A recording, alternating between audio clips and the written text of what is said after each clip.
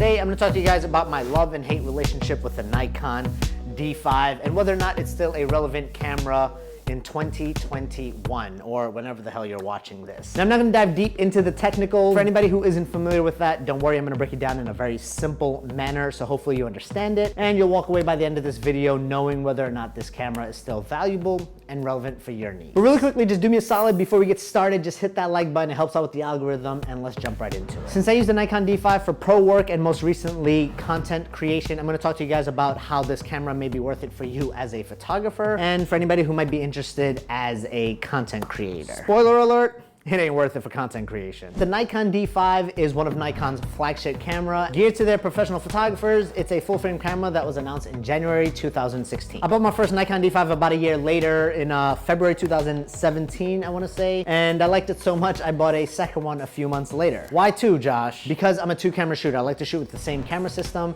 I don't wanna worry about fidgeting with one camera or another and guessing and checking which one has the better sensor for which moment. It's a full body camera, which means two things. One, it has phenomenal battery life, and two, the ergonomics is just perfect. It takes one of these chunky batteries. I can pretty much get through 10 plus hours on a wedding day with this battery, and lately I've been using live view a lot more. And even though I've had this for about 4 years now, sorry about that. Even though I've had this for about 4 years now, the duration of this on a wedding day is actually perfect. I don't have to worry about switching batteries. That's one of the main reasons I went full body, because I like the long lasting battery and I love the peace of mind not having to switch my battery in the middle of a wedding. I love the ergonomics on this because it fits perfectly in my hands, and I love the weight distribution when I'm using lighter lenses and when I'm using bigger, heavier lenses. For reference, here's a Nikon D750 in my hands, and I never liked how the smaller bodies just left my pinky hanging, and that's why I went full frame and full body. One of the key features about this camera is gonna have to be the dynamic range. I love how I can save highlights and pull details from shadows, so it gives me a lot of flexibility in the editing room. It has a great ISO range, which basically allows me to shoot at dusk, sunset, darker venues, or even areas that aren't well lit, which is phenomenal because in certain situations, I can pull in the maximum amount of light even in darker lit places. And one of my favorite features about this camera was the fact that it had dual memory card slots. And I know a lot of cameras come with that now, but at the time, this was pretty much a new feature.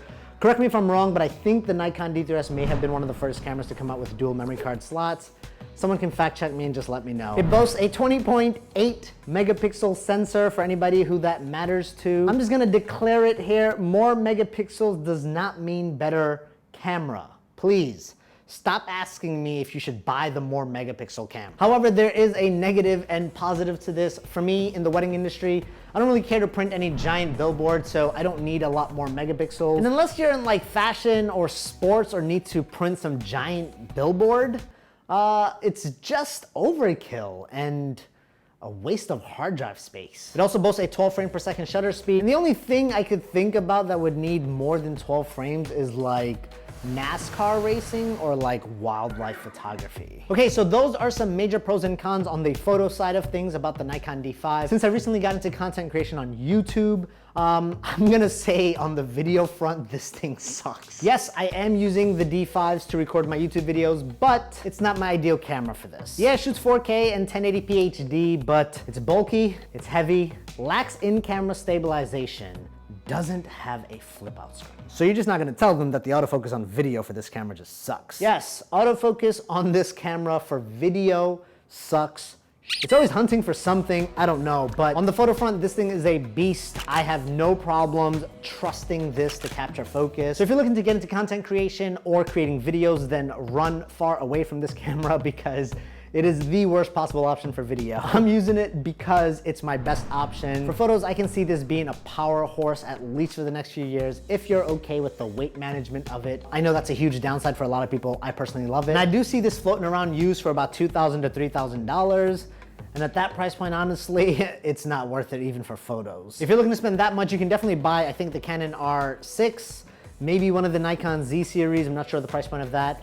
But yeah, mirrorless is probably the best way to go if you're gonna spend $2,000 or more on a camera right now. Which begs the question, are any of you guys actually shooting with DSLRs right now? Let me know in the comment section. Me personally, I am looking to switch over my system in the near future, and I'm looking into the Canon R5 or potentially the Sony A7S series because I want something that is photocentric and video second. But whenever I do make that switch, I will update you all right here. So make sure you subscribe with the bell notifications turned on.